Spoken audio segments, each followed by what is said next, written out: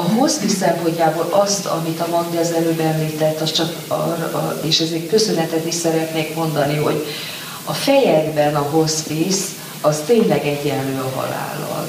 És nagyon-nagyon sokan azért nem fordulnak hozzánk, és nem kérik a segítséget, mert úgy érzik, hogy akkor, mintha siettetnék a halálát a szeretteiknek. Számtalanszor megtörténik, hogy kapunk egy telefont, érdeklődnek, hogy van egy beteg férj mondjuk, és tüdőrákos, és áttétes, és fájdalma van. Otthon ápolja a feleség, és mi mit tudunk segíteni. És akkor mi elmondjuk, hogy kimegyünk a lakásra, orvos, nővér, gyógytornász, pszichológus, lelkész, tehát akire szükség van, és segítünk abban, hogy a fájdalomcsillapítást az orvos beállítja, a nővér a gondozást, vagy infúziót ad, vagy szóval, hogy mindent elmondunk. És akkor azt mondja ez a feleség, hogy jaj, köszönöm szépen, hogy vannak, és hogy ezt elmondták nekünk, de még bírjuk. És akkor mikor jelentkeznek? Egy héttel a halál előtt. És akkor nekünk kell, ugye minden térítésmentes, ezt is 100-szor elmondjuk, hogy nehogy azt gondolják, hogy ez egy ilyen elitista szolgáltatás, és csak a gazdagoknak jár, hanem tényleg ez térítésmentes mindenkinek. És akkor elkezdünk mi könyörögni, hogy tessenek megengedni, csak hogy egyszer kimenjünk. Mert ha már egy nővér egyszer kimegy, vagy egy orvos egyszer kimegy, akkor abból kapcsolat lesz. De a mumus, a szó maga az, hogy hospice. És a Magdi meg tudja ezt szelídíteni egy ilyen könyvön keresztül, ahol történeteket ír le, ahol mindenki, ha a családjában előfordult súlyos betegség, akkor ráismerhet a szituációra, annak a nehézségére, annak a nagymamának a történetére, aki várja, hogy az unokája megérkezzen, vagy kibékülhessen valakivel, vagy hogy kell megtenni az első lépéseket, kinek kell megtenni. Egyébként az önkéntesek nagyon sokszor éppen ebben összekapcsolók, hogy valahogy egy ilyen konfliktusnak az elsimításában, vagy egy új kapcsolat létrehozásában. Tehát én ezt nagyon-nagyon fontosnak tartom, hogy oda kerül az emberek kezébe egy megszelídített hospice történet a Magdi jóvoltából. Hát sok minden van benne, amit most én nem is említettem. Az a normális, amikor valaki elsősorban a családtagjait szereti, ragaszkodik, stb. Tehát be kéne vezetni talán azt a fogalmat, hogy otthoni hospice, amikor csak megtanítják a családtagokat arra, hogy kell normálisan. Hiszen van ilyen. Van ilyen? Jó. Az otthoni hospice-ban nem az önkéntesek és a szakszemélyzet végzi a beteg ellátását, ők csak segítenek a családnak, illetve szakellátást végeznek.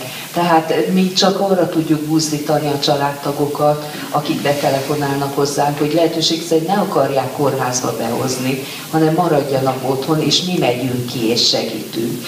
Hála Istennek azért elég sokan rájönnek az ápolás során, hogy mind az ápoló is, tehát a családtagok is gazdagodnak, meg az elmenő is. Én például ezt egyáltalán nem tudtam, mielőtt a hospice-ba mentem, és úgy gondolkodtam, ahogy minden ember, tehát az utca emberét, ha megkérdezzük, 100-ból 99 azt fogja mondani, hogy úgy szeretne meghalni, hogy este elalszik, és reggel ne keljen fel. És a hospice-ban megtanultam, hogy nagyon fontos az az idő, és hiába félek attól, hogy persze akkor esetleg fájdalommal jár, de mégis, persze most könnyen beszélek, de mégis nem tudom másképp elképzelni, mint hogy legyen módom elbúcsúzni, legyen hagyatkozni szellemileg, és hogy ezt a szép időszakot sikerüljön megélni a családtagokkal kölcsönösen. Mostanában sorozatban futottam bele az ismeretségi körömben is, és egyébként is pont tegnap egy nagyon neves ember hívott föl. Azért mondom csak, hogy sokkal nehezebb egy neves embernek lenni, mert azt az onkológiai rendszer is marasztalja, és még inkább akarja még a túlkezelést, még a kemoterápiát, még sugározzuk be, még nem tudom mit, míg egy nem annyira ismert ember az könnyebben mondja, annak könnyebben mondják azt, hogy hát ennyi és kész. És ennek az embernek is, de a két ismerősnek az ismeretségi körömben mondtam, hogy hogy nem kéne a családtaggal azt játszani, hogy még menjünk egy kezelésre, azért még vegyük le azt a vért, nézzük meg az eredményeket, hát ha mégiscsak beadható az a kemoterápia, nem baj, majd mentőt hívunk, magánmentőt, mert már téged nem tudunk bevinni kocsival, de majd a mentő bevisz, majd én ott megvárlak és visszahozunk a kemó után, és azt mondtam, hogy nem kellene ezt a nagyon kevés időt erre pazarolni, hogy még egy kis mérget beadnak. Nem vagyok kemoterápia ellenes egyáltalán, mert azt gondolom, hogy megvan a helye a rádiógyításban, de az utolsó 2-3 hétben beadni egy ilyen sejtmérget, amitől csak mellékhatások vannak, ahelyett, és tegnap is ezt tudtam mondani, hogy maradjanak otthon, mi kimegyünk, ha kell infúziót adunk be, ha kell egy vért leveszünk, maradjanak együtt, és próbálják kis falatokkal etetni, egy kis masszázsal a hátát megsimogatni, és legyenek együtt békességben ebben az időben. És ha azt mondják egymásnak, hogy de majd még megyünk kezelésre, meg meglátod, még meggyógyulsz, most itt a karácsony, jönnek a gyerekek, meg az unokák, milyen jó lesz, utána megint folytatjuk a kezelést, nem lehet elbúcsúzni egymástól.